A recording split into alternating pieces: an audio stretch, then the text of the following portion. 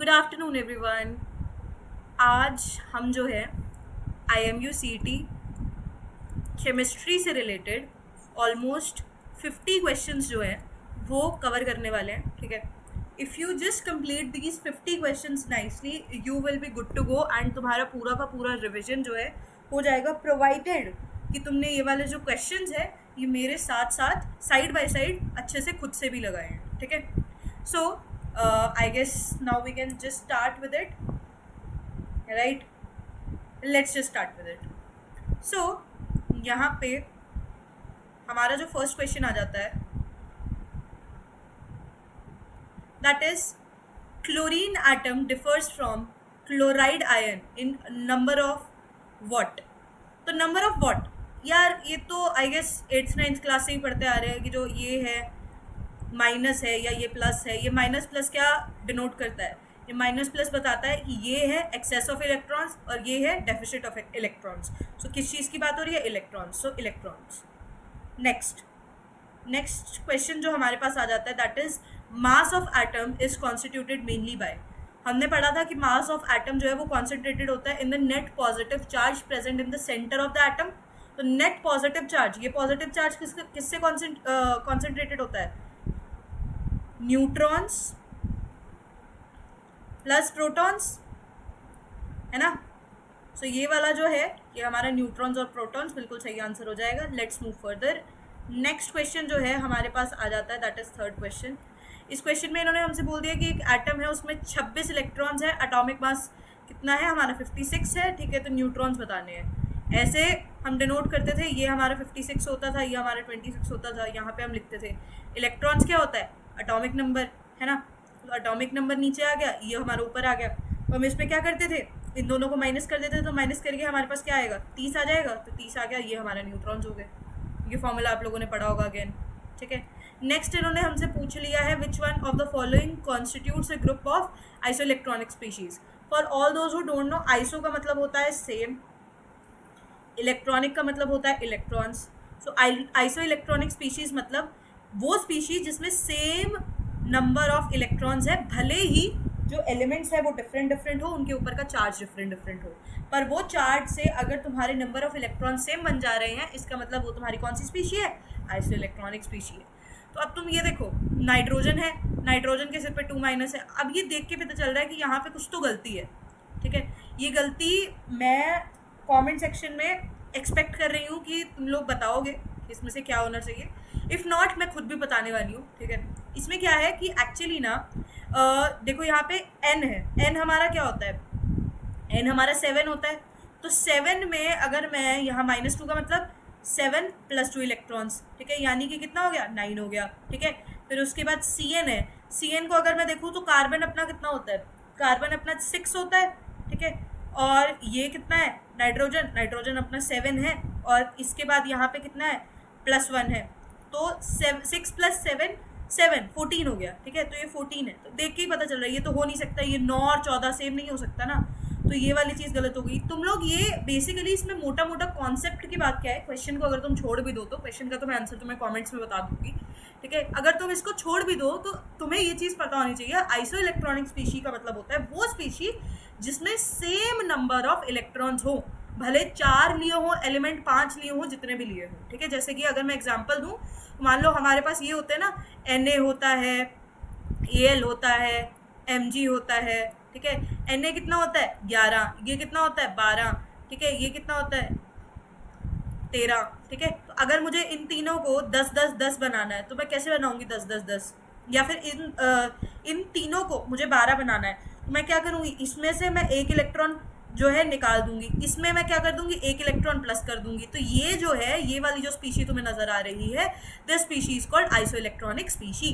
ठीक है, अब नेक्स्ट चीज़ हमारे पास क्या आ जाती है? नेक्स्ट क्वेश्चन, ये क्वेश्चन तो हमने कर लिया। 5th क्वेश्चन हमारे पास है कि इसमें से ये बताओ तुम कि ये मेटल है, नॉन मेटल है, या फिर नॉन मेटालिक है। देखो सिंपल सी बात है, हमने ये चीज़ पढ़ी हुई है, मेटल इलेक्ट्रॉन क्या होता है? डोनर होता है। मतलब कि मेटल अगर इलेक्ट्रॉन डोनेट कर दे, एक इलेक्ट्रॉन डोनेट कर दे, तो वो स्टेबल कॉन्फ़िगरेशन में आ जाता है। नॉन मेटल क्या होता है?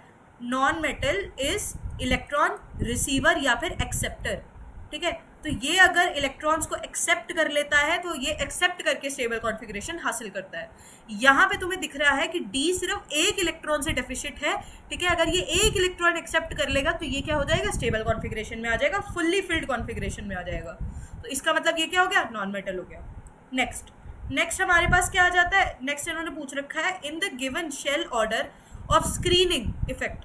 तो क्या हमने ये वाली चीज़ पढ़ी है कि जो स्क्रीनिंग होती है, अगर हम स्क्रीनिंग इफेक्ट की बात कर लें, सबसे पहले तो शील्डिंग या स्क्रीनिंग इफेक्ट किसे बोलते हैं, शील्डिंग या स्क्रीनिंग इफेक्ट हम लोग बोल देते हैं जब तुम्हारे अंदर वाले जो इलेक्ट्रॉन्स होते हैं वो रिपल्शन के चलते क्या करते हैं, बाहर वाले इलेक्ट्रॉन्स को बाहर धकेलना शुरू कर देते हैं, ठीक है। तो जो तुम्हारा न्यूक्लियस से सबसे क्लोज होता है, ये तुम्हारा न्यूक्लियस से एस सबसे क्लोज होता है, फिर पी आता है, फिर डी आता है, फिर एफ आता है। तो जो एस तुम्हारा न्यूक्लियस से सबसे क्लोज होता है ये सबसे ज़्यादा धकेलता है बाहर की तरफ, ठीक है, फिर उसके बाद उससे आगे, फिर उसके बाद उससे आगे, फिर ऐसे। तो हमारा जो करेक्ट ऑर्डर है दैट इज़ दिस, ठीक है। उसके बाद तुम्हारे पास नेक्स्ट जो चीज़ आ जाती है, correct order of electron affinity. Correct order of electron affinity हमने ये ऑलरेडी ना एक्सेप्शन के रूप में पढ़ा हुआ है कि हमारे जो ये वाला आता है, मतलब हमारा जो डी ब्लॉक आता है, यहाँ पे एक और ऑप्शन है विच इज़ के there is this one option which is missing, मैं लिख देती हूँ यहाँ पे, फ्लोरीन, ब्रोमीन, आयोडीन। देखो भाई, जो हमारे पास ये आ जाता है fluorine, chlorine, bromine and iodine, तुमको एक चीज़ इसमें देखनी है कि यार देखो, हमारा जो क्लोरीन है और हमारा जो एक तरीके से ये फ्लोरीन भाई साहब है, ये सबसे ज़्यादा क्या रखते हैं, इलेक्ट्रोनेगेटिविटी रखते हैं, ठीक है। Chlorine, bromine, iodine, chlorine, bromine, iodine जो है ये बहुत ज़्यादा होते हैं, ठीक है। तो ये बेसिकली हमने एक्सेप्शन के रूप में इसको पढ़ा हुआ है। इलेक्ट्रॉन एफिनिटी की एक्सेप्शंस अगर आप लोगों ने नहीं पढ़ी हैं तो एक बार अगर आप बुक रीड करेंगे तो आपको ये वाली एक्सेप्शन सबसे ज़्यादा नज़र आ जाएगी। ये इसका ऑर्डर होता है, ये एक्सेप्शन वाला ऑर्डर है, अगर मैं समझाऊंगी तो इसमें टाइम लग जाएगा वैसे। So I guess let's just move further. ये हमारा नेक्स्ट क्वेश्चन है, that is which of the following orders regarding the ionisation energy is correct. भाई देखो, आयनाइजेशन एनर्जी में क्या होता है ना अपने पास कि आयनाइजेशन एनर्जी कितनी हमें एनर्जी लगे कि हमारा जो है यहाँ से एक इलेक्ट्रॉन गैसियस एटम से हम बाहर निकाल दें, ठीक है, ताकि वो आयन बन जाए। तो ionisation energy is also very simple. ये वाला ऑर्डर भी हम लोगों ने ऑलरेडी पढ़ ही रखा है। एक मिनट रुक जाइए।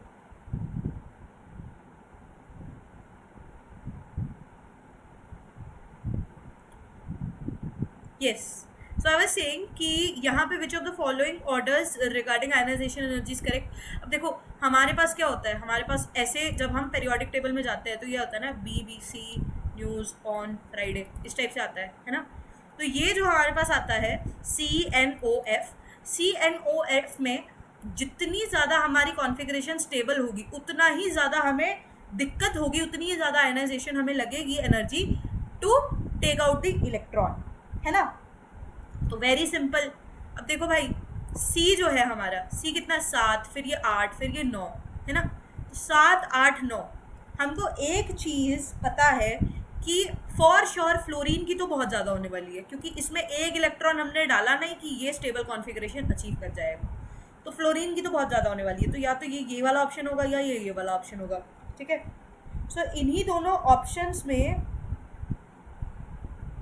हमने क्या कर देना है, इन्हीं दोनों ऑप्शंस में हमने खेलना है।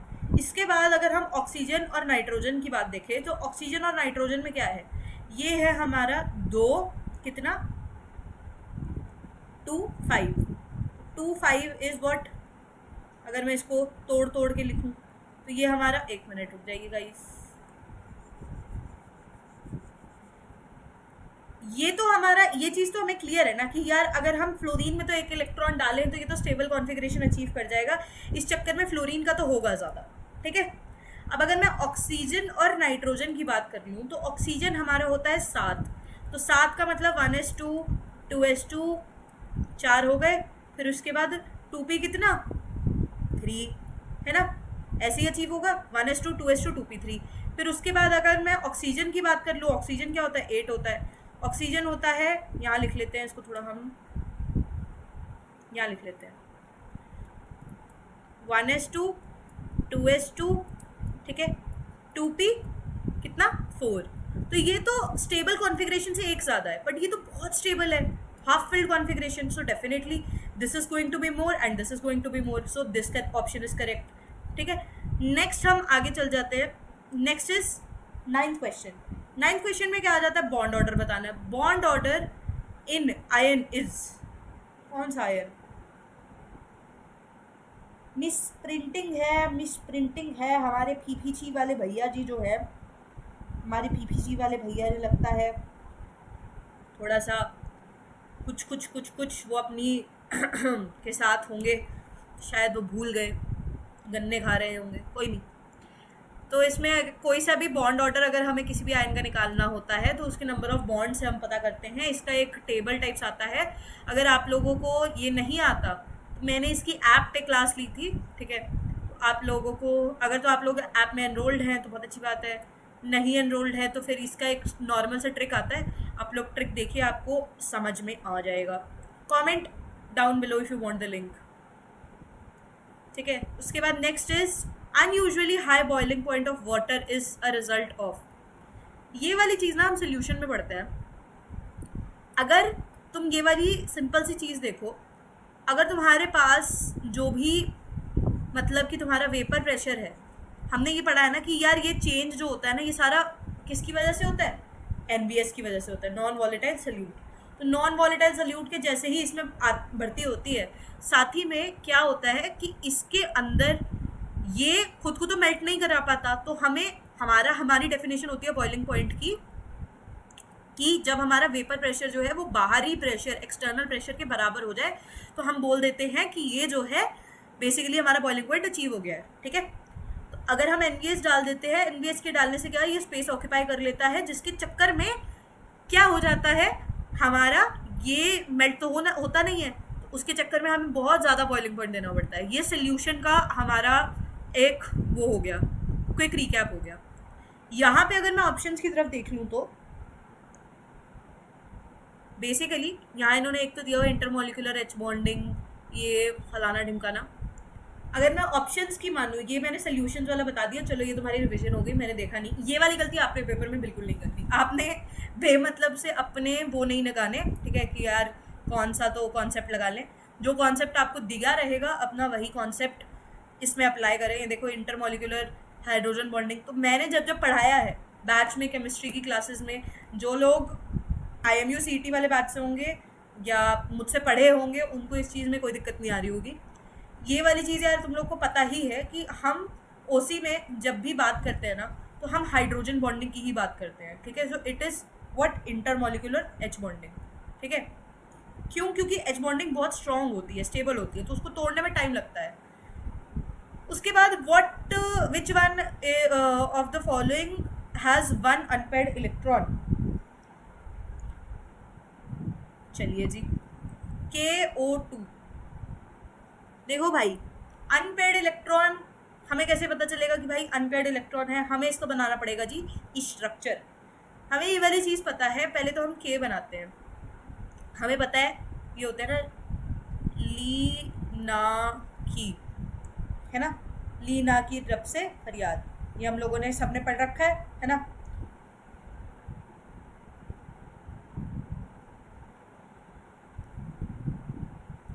तो ये भाई साहब जो हमारे हैं, ये हमारे होते हैं 19, मतलब कि इनके पास एक की कमी होती है। ऑक्सीजन हमारे क्या होते हैं, ऑक्सीजन भाई साहब हमारे कितने होते हैं, बेसिकली 8, ठीक है।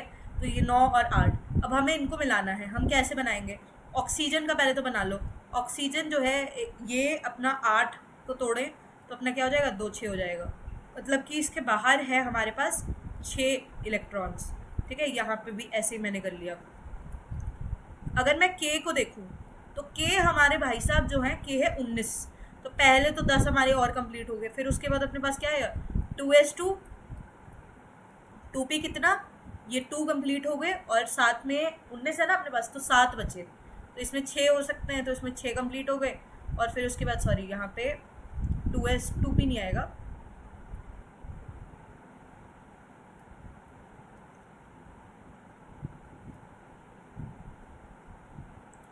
3s2 3p6 4s2 4s1 आएगा, है ना। तो ये हमारा 4s1 है। और इसके चक्कर में अगर मैं और भी इसको करके लिख लूँ, इसमें 2 होते हैं, है ना, इसके बाहर बाहर। तो जब तुम इसका स्ट्रक्चर इस टाइप से बना के देखोगे तो तुम्हें ये वाली चीज़ जो है ये पता चल रही है कि ये भैयान में अगर मैं एक भी अनपेयर्ड इलेक्ट्रॉन की बात करूँ, हैज़ अनपेयर्ड इलेक्ट्रॉन्स, तो अनपेयर्ड इलेक्ट्रॉन्स यहाँ ही तुम्हें देख के पता चल रहा है कि कैसे भी कर लो, अगर तुम्हें ये वाली चीज़ में भी तुम अटक रहे हो, जैसे कि अभी मैंने इसमें देख लिया, मुझे देख के ही पता चला कि CO2 है। कैसे पता चला? अगर मैं इसमें भी अटक रही हूँ तो मुझे दिख रहा है भाई ऑक्सीजन है, ऑक्सीजन में तो अनपेयर्ड इलेक्ट्रॉन्स होंगे ही, क्योंकि बॉन्ड ही 2 बने हैं, 2 बॉन्ड में इसने इतने सारे इलेक्ट्रॉन थोड़ी यूज़ कर लिए होंगे। तो सिंपल सी बात है, KO2 इसको देख के ही पता चल रहा है। तुम ऐसे करके भी आंसर निकाल सकते हो, शॉर्ट ट्रिक्स, ठीक है। तुम्हें अपना टाइम बचाना है पेपर में। अब अगर मैं नेक्स्ट क्वेश्चन की तरफ चली जाऊँ तो ये मेरा नेक्स्ट क्वेश्चन है। नेक्स्ट क्वेश्चन में मेरे पास क्या चीज़ आ जाती है? Next question is which one of the following has minimum dipole moment. चलो जी, डायपोल मोमेंट का क्वेश्चन आ गया। देखो भाई, अब ब्यूटीन है, ब्यूट मतलब मेथ एथ प्रॉप ब्यूट, यानी 4, ठीक है, 1 2 3 4, ठीक है, ब्यूट 1 ईन डबल बॉन्ड, ठीक है। सिर्फ तुम कार्बन पे ध्यान देना। एक हमने बना लिया सिस ब्यूटीन, ब्यूट 2, यानी कि यहाँ पे तो हमारे पास है डबल बॉन्ड, ठीक है, और यहाँ पे हमारा क्या है, CH3 है, यहाँ पे H है, ठीक है, और सिस है, मतलब कि दोनों साइड सेम है, तो यहाँ पे भी CH3 है, ठीक है, और यहाँ क्या है अपना H है, ठीक है। सिस ब्यूटीन, सिस ब्यूटीन यानी कि ये वाली चीज़ हो गई, ये वाली चीज़ हो गई। अब उन्होंने पूछा है dipole moment. Dipole moment vector होता है, आई होप अभी तक आपको ये वाली चीज़ पता ही होगी। तो यार अगर मैं इसको इधर वाली साइड देख लूँ तो ये इसकी फोर्स जो है, ये इसकी फोर्स का वेक्टर कहाँ निकल रहा होगा? ये इसकी फोर्स का वेक्टर यहाँ पे निकला है, ठीक है, तो ये भी इसके साथ यहीं पे निकल पड़ा है, ठीक है। तो इसका तो कुछ ना कुछ डायपोल मोमेंट बहुत ज़्यादा होगा, तो ये तो हो नहीं सकता। फिर अगर मैं ट्रांस की बात करूँ, यहाँ पे तो डायपोल मोमेंट का सवाल ही पैदा नहीं होता, ये तो लीनियर टाइप्स आ गया, ठीक है। फिर ट्रांस की अगर मैं बात करूँ, अगर मैं इसी को ही बेसिकली यहाँ से इरेज करके यहाँ पे H लगा दूँ और यहाँ पे मैं, एक मिनट रुक जाओ,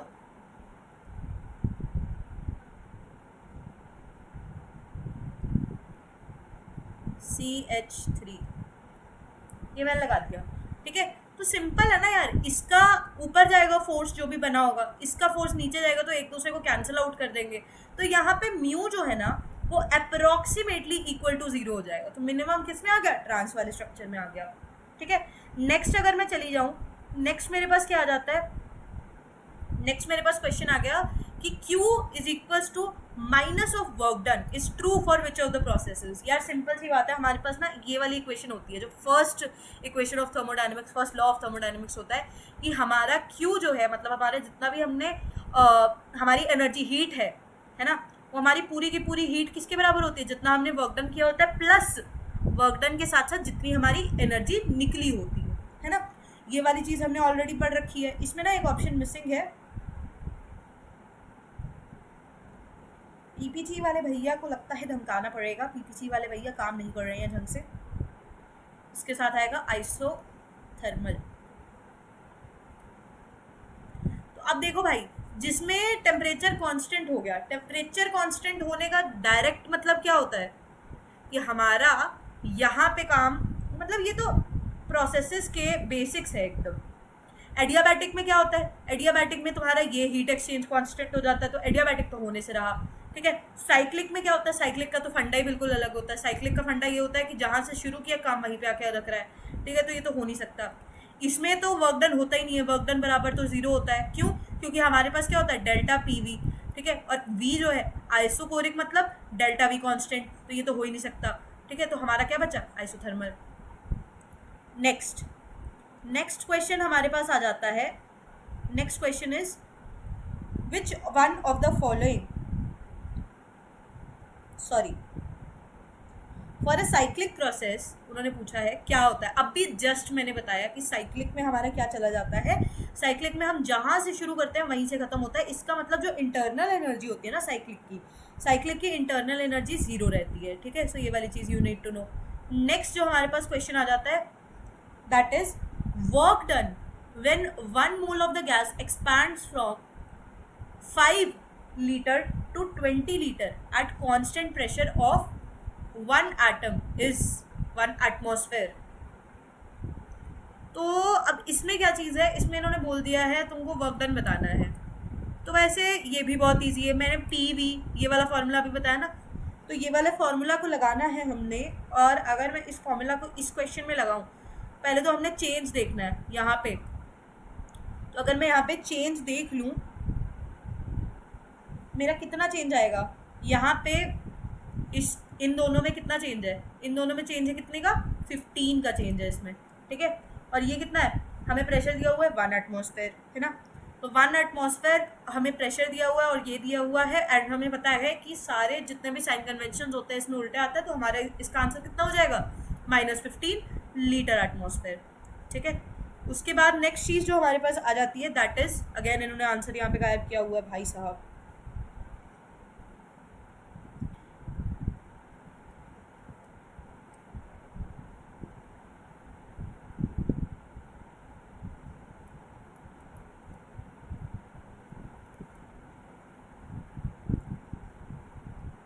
एक गैस है, ठीक है, अ गैस एक्सपैंड्स फ्रॉम इतने लीटर टू इतने लीटर, उसका प्रेशर इतना है, वर्क डन इन जूल बताना है। भाई क्या चिंदी क्वेश्चन है, अभी मैंने जस्ट कराया, कोई चेंज नहीं है इसमें सिर्फ एक ही चेंज है, यहाँ पे जो यूनिट्स है यूनिट्स में इन्होंने खेला हुआ है। ये क्वेश्चन होमवर्क है, ये होमवर्क वाला क्वेश्चन तुम लोग करके आओगे और कॉमेंट्स में आंसर बताओगे। Next, which of the following is not crystalline solid. भाई ये वाले क्वेश्चन तुम्हारे बच्चों वाले एकदम, ठीक है, क्वेश्चंस है ये, तो मेरे हिसाब से तुम लोग को पता ही होगा। ये रबड़ जो है वो हमारा crystalline is not a crystalline solid, क्योंकि अगर तुम ऐसे पानी में, क्रिस्टलाइन सॉलिड होता है ऐसे जिसको हम घोल दें तो यहाँ पे वो कलेक्ट हो जाएगा, अगर मैं रख दूँ तो उसको, तो ये हमारा क्रिस्टलाइन सॉलिड नहीं होता, ठीक है। नेक्स्ट जो हमारे पास आ जाता है that is what, 18 is non crystalline solid. Again which one of the following is non crystalline solid, तो ये मैं एक्सपेक्ट कर रही हूँ, ये तुम लोग बताओगे होमवर्क में अगेन, ठीक है। नेक्स्ट हमारे पास क्वेश्चन आ जाता है,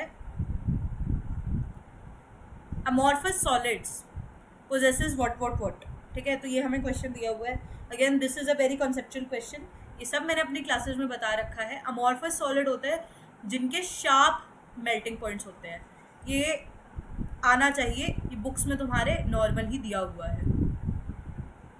उसके बाद नेक्स्ट उन्होंने पूछा है कि सूडो सॉलिड क्या होता है। सूडो सॉलिड, अगेन यार ये सब क्वेश्चंस करने वाले भी नहीं है। सूडो सॉलिड वो सॉलिड्स होते हैं, सूडो का मतलब होता है फॉल्स, ठीक है, बेसिकली।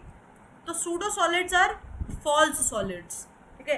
तो इनमें से कौन सा होगा जो फॉल्स सॉलिड होगा, तो फॉल्स सॉलिड कौन सा आ जाएगा हमारे यहाँ पे इस क्वेश्चन में, a glass. It's not glass and pitch, people often get confused between glass and pitch. No, it's not glass and pitch, it's only glass, and this is one of the asked questions of IMUCET.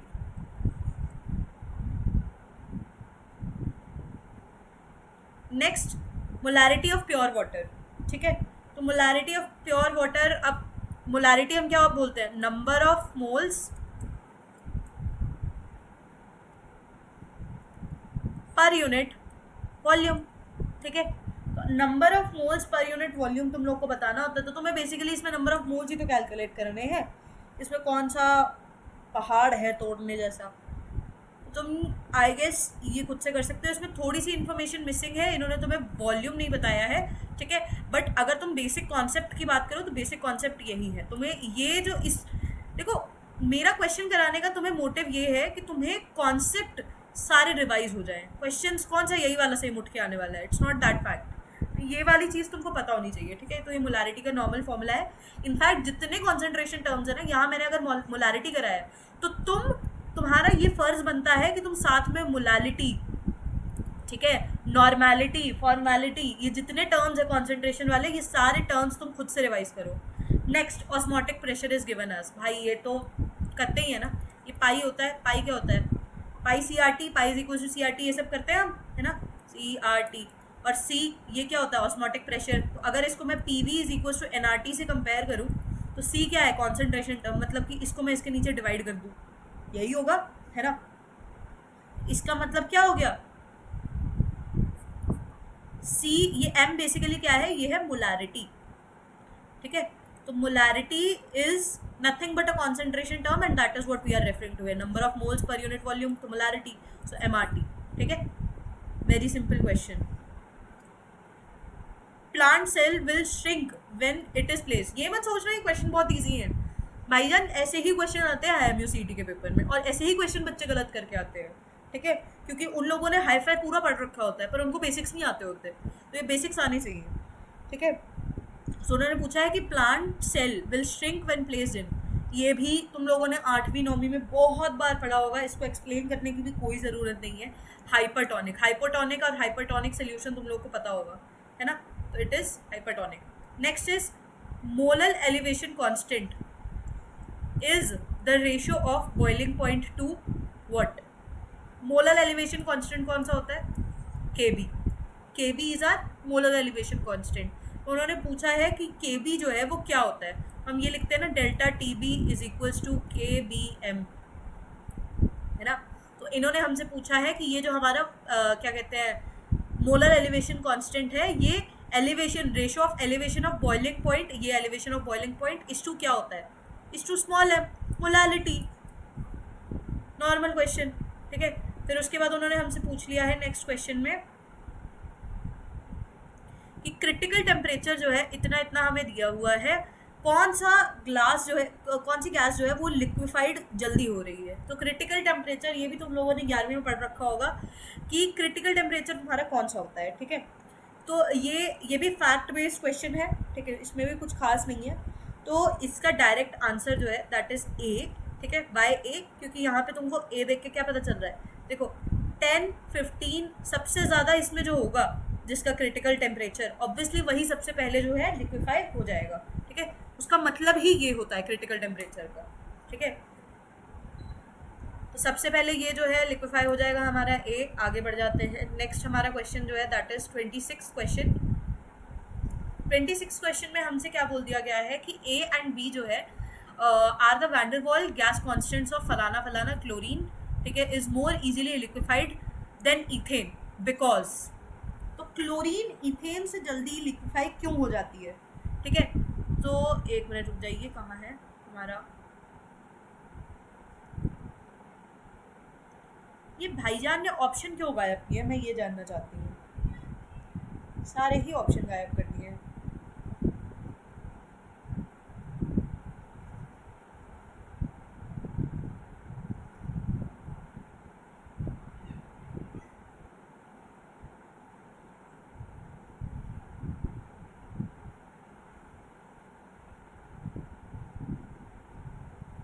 देखिए, उन्होंने हमसे question में क्या पूछा है कि ए and b जो है हमारे, दे क्या है? वैंडरवाल गैस कॉन्स्टेंट्स है.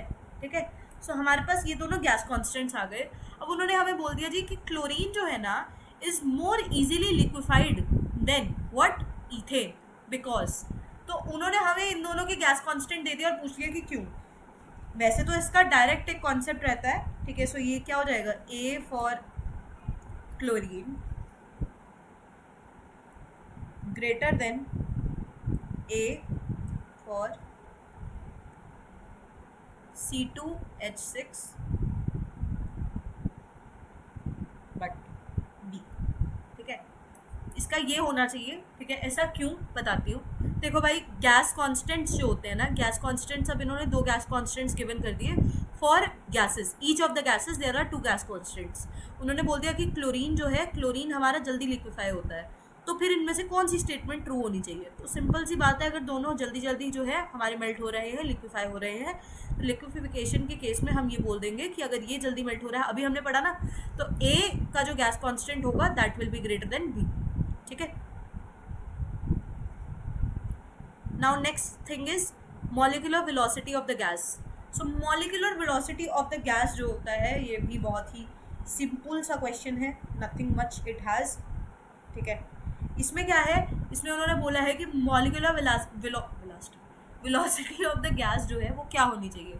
तो इट इज़ बेसिकली क्या होता है मॉलिक्यूलर वेलोसिटी, ये भी मैंने अपनी क्लास में पढ़ाया है कि वो डायरेक्टली प्रोपोर्शनल होती है to square root of temperature. ये तुमने ऐसे वाले फॉर्मूलाज पढ़े होंगे ना अपने उसमें 283 करके तुमने पढ़ा होगा. ठीक है, 2RT/m. ठीक है, फिर उसके बाद 3RT/m. फिर उसके बाद तुमने एक पढ़ा होगा √8RT/πm.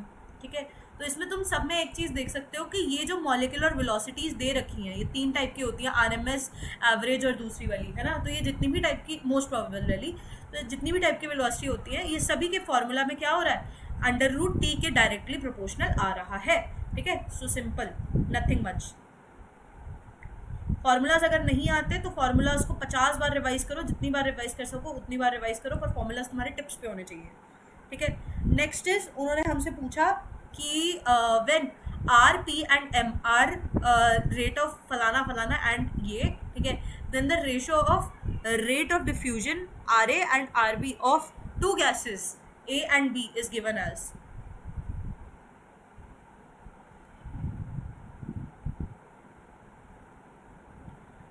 ये तो बिल्कुल डायरेक्ट क्वेश्चन है, नथिंग इट हैज़, ये हमने पढ़ा ही होगा है, PA/PB.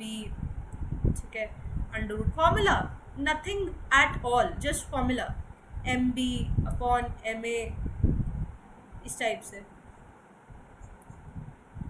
ठीक है, so next thing that we have is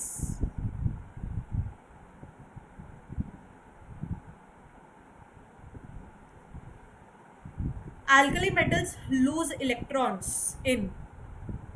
क्या बात है, alkali metals lose electrons in. Can you imagine, ऐसे वाले क्वेश्चंस भी आते हैं भाई. alkali metals हमने जो कॉन्फ़िगरेशंस पढ़ी है उसके अकॉर्डिंगली जो लास्ट वाला इलेक्ट्रॉन होता है वो S में जाता है, इसीलिए हम बोलते हैं कि ये S ब्लॉक के एलिमेंट्स है ना. तो ये जो S ब्लॉक के एलिमेंट्स है हमारे पास, हमने बोल ही दिया है कि जब ये इनका लास्ट इलेक्ट्रॉन S में जाता है इसलिए S ब्लॉक के हैं, तो ऑब्वियस सी बात है वहीं से लूज भी करेंगे, तो S ऑर्बिटल्स, सिंपल. ठीक है, next is valence shell configuration of alkali metal is. Again हमने ये वाली चीज़ पढ़ रखी है, इसमें कोई ख़ास वो नहीं है. ये NS1 alkali metals, alkaline earth metals पढ़ा है ना. सो NS0 to 1, सॉरी 1 to 2, इस टाइप से हमने पढ़ा है ना, तो ये वही है. नेक्स्ट, उसके बाद हमारे पास नेक्स्ट चीज़ आ जाती है, alkali metals are strong reducing agents because. अब स्ट्रॉन्ग रिड्यूसिंग एजेंट्स क्यों होते हैं ये भाई, क्योंकि वो खुद की ऑक्सीडेशन कर सकते हैं. Oxidation is loss of electrons, पढ़ा है ना, oil oxidation is loss of electrons. तो ये जब खुद की ऑक्सीडेशन कर सकते हैं तो दूसरों की भी रिडक्शन कर सकते हैं, तो क्यों, यही इसका रीज़न है. अब इसको ही इन्होंने फैंसी भाषा में लिखा हुआ है. तो simple things we have, their standard electron potential is very high. obviously अगर उनकी स्टैंडर्ड इलेक्ट्रॉन पोटेंशियल जो है वो बहुत ज़्यादा नेगेटिव होगी, ठीक है, इसका मतलब यही है. ये वाली चीज़ तुमने किस में पढ़ी है, D and F ब्लॉक्स में. D and F ब्लॉक्स में, S ब्लॉक में, P ब्लॉक में, ये जो ब्लॉक केमिस्ट्री होती है उसमें हम ये वाली चीज़ पढ़ लेते हैं. या फिर इलेक्ट्रोकेमिस्ट्री में भी एक पार्ट आता है जो SOP SRP वाला पार्ट होता है. SOP SRP, standard electron potential, standard reduction potential, उसमें भी हम ये वाली चीज़ पढ़ते हैं. ठीक है, टॉपिक्स जैसे जैसे बता रही हूँ वो वाली चीज़ भी तुम लोग को साथ में याद होनी चाहिए. ठीक है, उसमें नेक्स्ट चीज़ हमारे पास क्या आ जाती है,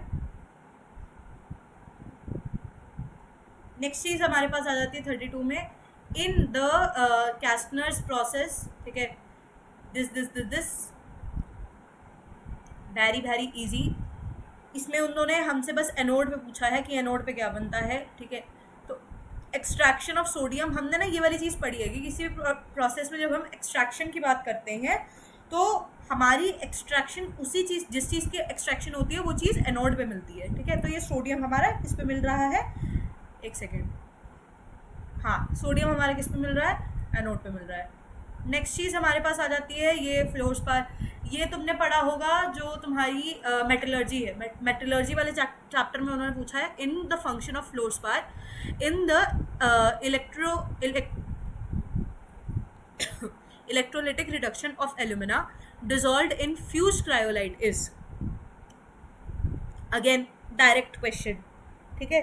तो ये जो डायरेक्ट क्वेश्चन है ये तुम्हें पता होना चाहिए। To lower the temperature of the melt and to make the fused mixture very conducting. Actually ना ये वो वाले फैक्ट्स हैं जो हम सिर्फ रटते हैं, इनमें कुछ खास याद करने जैसा नहीं होता। अगेन देखो क्या आ गया कि borax is used as cleaning because cleaning solution आना था, because dissolving in water gives it what, alkaline solution. तुम्हारी ब्लॉक केमिस्ट्री और तुम्हारा ये वाला पार्ट जो है ये बहुत स्ट्रांग होना चाहिए। प्यूरिफिकेशन ऑफ एल्यूमिनियम, तुम्हारे प्यूरिफिकेशन प्रोसेसेस तो टिप्स पे होने चाहिए लिटरली। अब इसमें क्या है, इसमें कुछ है खास ऐसा? इसमें इन्होंने एक ऑप्शन गायब कर दिया, ये खास है इसमें, प्रोसेस का नाम ही नहीं दिया, हूप्स प्रोसेस होता है।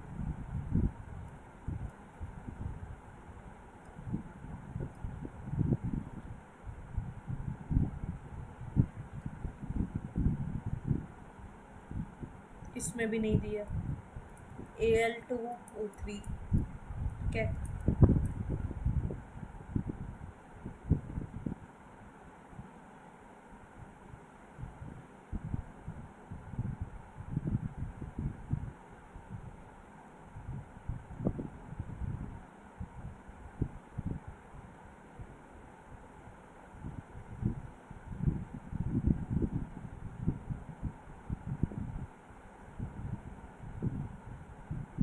Yes.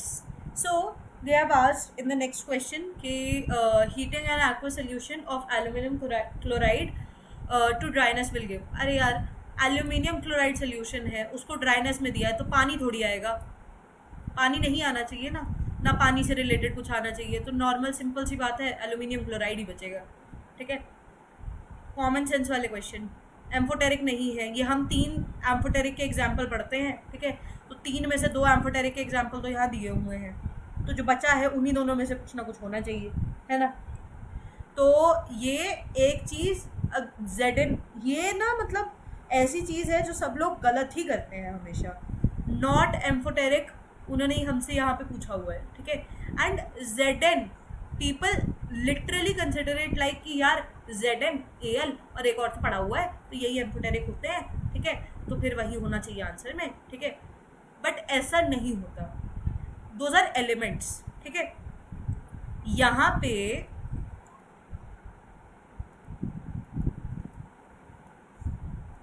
एक मिनट,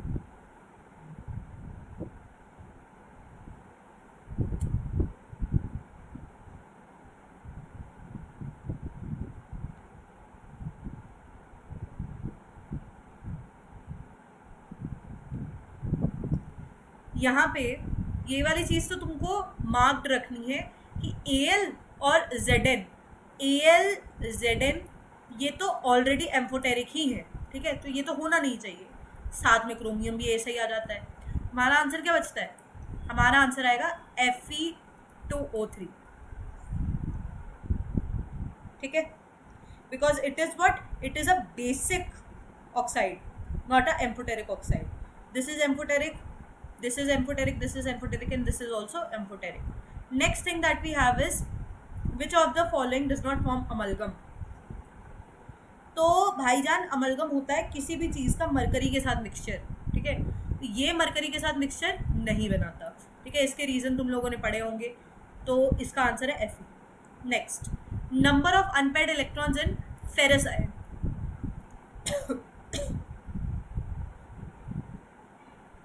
हमने पढ़ा है कि जो हमारा ये होता है Fe, इसका 2 फॉर्म एग्जिस्ट करते हैं, Fe2+ एंड Fe3+, ठीक है। सो Fe2+ और Fe3+ हमारे पास 2 फॉर्म एग्जिस्ट करते हैं, ठीक है। एक मिनट, होते तो मतलब उसके बहुत सारे हैं, but the major thing is, एक मिनट,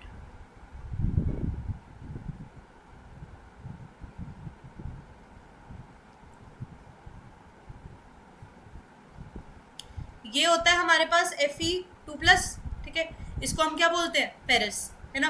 तो अगर मैं इसका स्ट्रक्चर बना के देख लूँ तो मेरे को कितने अनपेयर्ड मिल जाएंगे, अगर 2+ है, 2+ का मतलब इसमें 2 दे रही है, ठीक है, तो इसके बचे हुए अनपेयर्ड इलेक्ट्रॉन्स कितने आ जाएंगे, 4 आ जाएंगे, ठीक है। सो ये हमारा क्या हो जाता है, क्यों, क्योंकि ये 26 है, तो 26 को अगर मैं खोल दूँ तो ये क्या हो जाएगा, 3d6 4s2, ठीक है, तो मैंने 2 उड़ा दिए, ठीक है, गॉन, ये वाले 2 तो गॉन, तो हमारे पास ये बचेगी इसकी इलेक्ट्रॉनिक कॉन्फ़िगरेशन, है ना, ये हमारी इलेक्ट्रॉनिक कॉन्फ़िगरेशन बची। तो हमारे जो अनपेयर्ड इलेक्ट्रॉन्स थे दैट इज 4, 6 नहीं बोलेगा कोई, इट्स नॉट 6, अनपेयर्ड पूछा है उन्होंने, ठीक है। तो अनपेयर्ड अगर तुम ऐसे करके डब्बा बना लोगे, 1 2 3 1 2 3 4 5, ठीक है, तो 1 2 3 4 5 6, ठीक है, तो कितने बचे जिन जो अनपेयर्ड है, 4, ठीक है। Next, identify the incorrect statement among the following, कौन सी इनकरेक्ट स्टेटमेंट है अमंग द फॉलोइंग, चलो पढ़ो फटाफट से स्टेटमेंट और मुझे बताओ कौन सी होनी चाहिए। देखो, D block element show irregular and erratic chemical properties among themself, बिल्कुल ठीक है, इसीलिए उसको क्या बोलते हैं हम, ट्रांजिशन एलिमेंट्स बोलते हैं,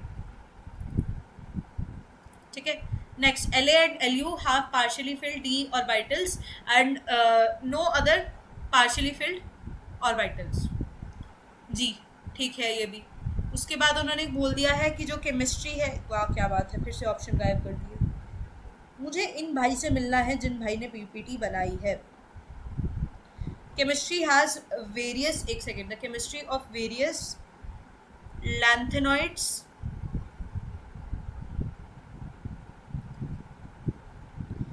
is very similar,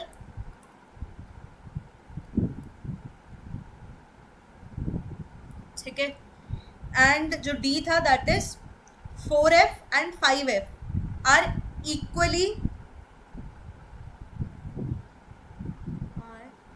4f and 5f are equally stable। तो यार भाई नॉर्मल सिंपल कोई भी कंपाउंड की तुम स्टेबिलिटी कंपेयर करते हो ना, तो तुम ऐसे डायरेक्ट नहीं कंपेयर कर सकते, तो दैट इज डी ऑब्वियसली, ठीक है।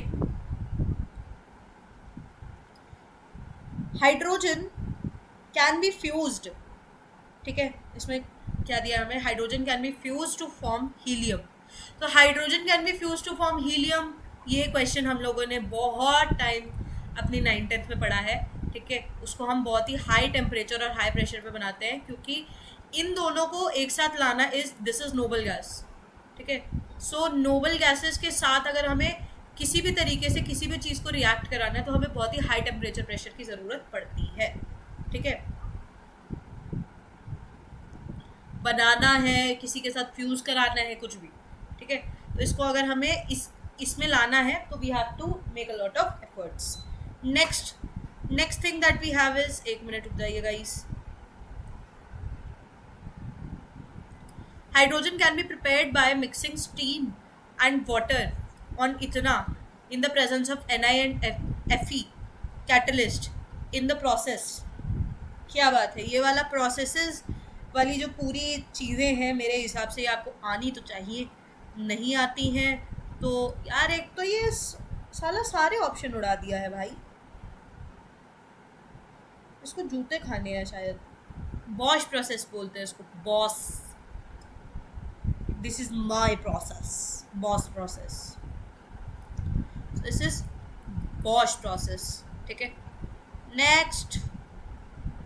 Next that we have is, which of the following explanation is best for not placing hydrogen with alkali metals or halogens, ठीक है।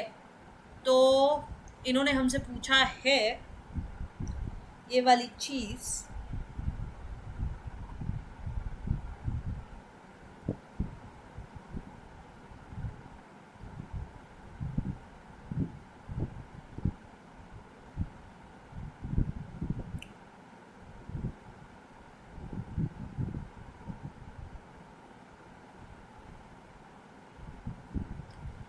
Ionization energy of hydrogen is high for the group of alkali metals और halogens. एक ना तुम्हारे 11वीं की किताब में ना ऐसे करके कुछ टेबल वेबल बना रहेगा, ठीक है, उसमें ऐसे आयनाइजेशन एंथैल्पीज, ठीक है, ये सब कुछ ऑलरेडी दिया हुआ है उसमें, ठीक है। तो ये वाला जो टेबल है ना, ये इलेक्ट्रोनेगेटिविटी के लिए भी दिया है, ये हर बेसिकली चीज़ के लिए उन्होंने दिया हुआ है।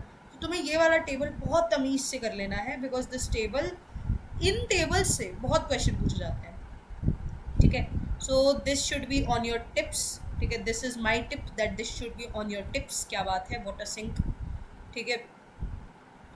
So about this question, for this question हमारे पास पहला ही ऑप्शन इसका करेक्ट हो जाता है, that is the ionisation energy of hydrogen is high for the group of alkali metals and halogens. हमें आगे क्वेश्चंस आगे देखने की जरूरत ही नहीं पड़ी।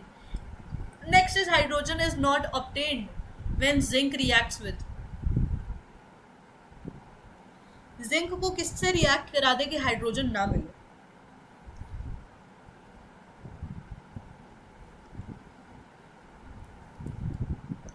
अगर मैं कॉन्सेंट्रेटेड सल्फ्यूरिक एसिड और जिंक को रिएक्ट करा दूं तो क्या मुझे हाइड्रोजन मिलेगा? नहीं। ये क्वेश्चंस जो है ना, ये रिएक्शंस बेस्ड है, ठीक है, कि कोल्ड वाटर से क्या होता है, हॉट NaOH से क्या होता है, ठीक है, इससे डाइल्यूट HCl से क्या होता है। तो ये क्वेश्चंस जो है, मतलब ये जो सारे तुम्हारे क्या बोलते हैं उसको, रिएक्शंस है, रिएक्शंस को करने का ना सबसे बेस्ट तरीका बता रही हूँ। For the people who are in ISC, you can just go ahead with your book which is नूतन के अपेंडिक्स में तुम्हें सारे के सारे जितने भी, मतलब टोटली जितने भी कन्वर्जन्स है ना, वो दिए हुए हैं, ठीक है। सारे कन्वर्जन्स टोटली नूतन की बुक में दिए हुए हैं, और ये करने में ना तुम्हें राउंड अबाउट 3 घंटे लगेंगे। अभी तुम्हारा पेपर फिर भी 24 तारीख को है, एंड जहाँ तक मुझे पता चला सिटी इंटीमेशन तुम्हारा बहुत ही दूर दूर आया है। तो अगर तुम एक दिन, किसी दिन आज ही अगर रात को बैठ के तुम 3 घंटे लगा लेते हो ना, तुम्हारे सारे कन्वर्जन निपट जाएंगे। OC से मैं गारंटी दे रही हूँ, एक नंबर उससे बाहर का नहीं आएगा। तो ये तुम्हें अगर ऐसा लग रहा है कि यार मैम कितनी जल्दी जल्दी सॉल्व कर ले रही है, नूतन उठाओ, 3 घंटे लगाओ, ये कंप्लीट कर दो। कुछ मत सोचो कि यहाँ से नंबर बटोर ले, वहाँ से नंबर बटोर ले। ऑर्गेनिक केमिस्ट्री के सारे नंबर यहीं से आने, ठीक है। और रही बात टू ऑल दोस्त जिन्होंने जो है, मतलब कि ISC में जो लोग नहीं थे, ठीक है, वो लोग कमेंट्स में मुझे, मतलब कमेंट्स में लिख देना, ठीक है, लिंक। तो मैं तुम लोगों को या तो PDF शेयर कर दूंगी इफ़ पॉसिबल, ठीक है, नहीं तो टेलीग्राम ग्रुप पे मैं PDF शेयर कर दूंगी, ठीक है। नेक्स्ट वी हैव इज, इसमें तुमने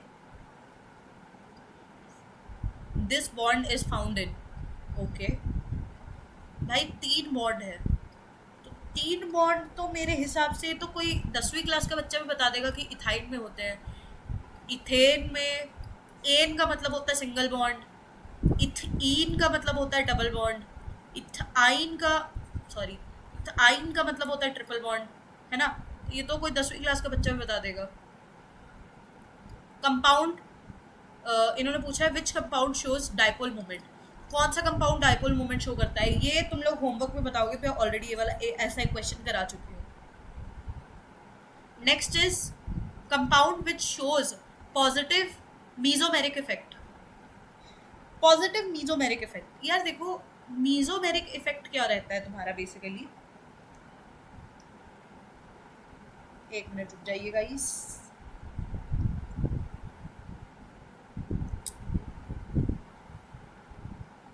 मीजोमेरिक इफेक्ट और रेजोनेंस को तुम तुम्हारे लेवल पे एक मान सकते हो, मुझे बहुत जूते पड़ेंगे ये बोलने के लिए, बट मीजोमेरिक और क्या कहते हैं रेजोनेंस को तुम एक मान सकते हो just for question solving purpose, ठीक है।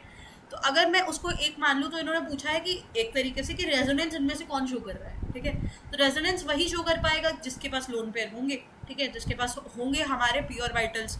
तो पी ऑर्बिटल्स यहाँ पे किसके पास है, यहाँ पे N के पास है, तो इसका मतलब एक ही कंपाउंड है यहाँ पे, तो इसका आंसर क्या होना चाहिए, B, ठीक है। सो इसका answer is B, okay.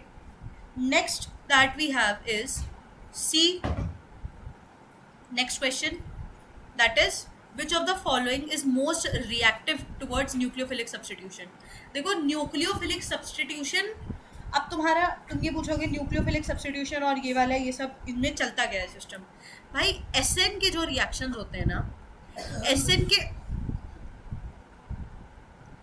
SN के रिएक्शंस यानी कि ये सब्स्टिट्यूट कर देंगे हम इसको किस चीज से, न्यूक्लियोफाइल से, क्योंकि so substitution of nucleophiles is nucleophilic substitution, है ना। तो अब इसमें तुम ये वाली चीज थोड़ी सी देखो,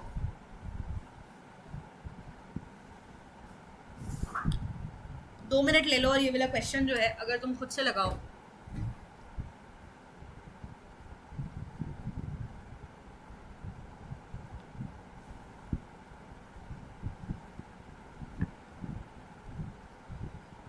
जिसमें सबसे ज़्यादा नंबर ऑफ तुम्हें यहाँ कार्बन दिख रहे हैं, इसमें कितने हैं, इसमें 2 हैं, इसमें कितने हैं, इसमें 2 हैं, इसमें डबल बॉन्ड है, ठीक है। इसमें कितने कार्बन, इसमें कार्बन है अपने 3, ठीक है। तो इन्होंने यहाँ पे बोला विच of the following is most reactive towards your nucleophilic substitution reaction. तो सबसे ज़्यादा न्यूक्लियोफिलिक सब्स्टिट्यूशन कौन कराएगा, जिसमें क्लोरीन या कोई भी हैलोजन जो है ऑलरेडी इलेक्ट्रॉन्स जो है खींच रहा है। तो उसको कोई, यार देखो पैसा खींच तो बहुत लोग रहे हैं, अब पैसा दे के कौन जाएगा, पैसा दे के जाएगा न्यूक्लियोफाइल। तो जो लोग चाह रहे हैं कि न्यूक्लियोफाइल या फिर पैसा देने वाला उनको पैसा दे जाए, ठीक है, विच इज व्हाट दिस, ये इनको पैसा दे के चला जाएगा, ठीक है। So your answer is this last वाला।